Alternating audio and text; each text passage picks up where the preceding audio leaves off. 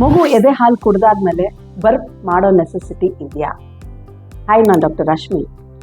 ಮಗು ಎದೆ ಹಾಲು ಕುಡ್ದಾದ್ಮೇಲೆ ಬರ್ಪ್ ಮಾಡೋ ನೆಸೆಸಿಟಿ ಬೇಕಾಗಿಲ್ಲ. ಕುಡಿತಿರ್ಬೇಕಾರೆ ಅದು ಮಲಗಬಹುದು, ಆ ಮಗುನ ಹಾಗೆ ಮಲಗಿಸಿ ಎಪ್ಸಿ ಬರ್ಪ್ ಮಾಡಿಸ್ಬೇಡಿ. ಬರ್ಪ್ ಯಾವಾಗ ಮಾಡಿಸ್ಬೇಕು?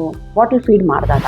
ಫಾರ್ಮುಲಾ ಮಿಲ್ಕ್ ಆಗಿರ್ಬೋದು, ಯಾವುದೇ ಥರ ಫಾರ್ಮುಲಾ ಆಗಿರಬಹುದು ಅದು, ಅಥವಾ ಬ್ರೆಸ್ಟ್ ಫೀಡನ್ನು ಎಕ್ಸ್ಪ್ರೆಸ್ ಮಾಡಿ ಅದು ಬಾಟ್ಲಿಂದ ಕೊಟ್ಟರೆ ಆವಾಗ ಬರ್ಪ್ ಮಾಡೋ ನೆಸೆಸಿಟಿ ಇರ್ತದೆ. ಇಲ್ಲ ಅಂತ ಅಂದರೆ ಆ ಮಗುವಿಗೆ ಏನಾರ ಡಿಸ್ಕಂಫರ್ಟು ಅಥವಾ ಅಳ್ತಿದ್ರೆ ಆವಾಗ ಬರ್ಪ್ ಮಾಡಿಸಿ.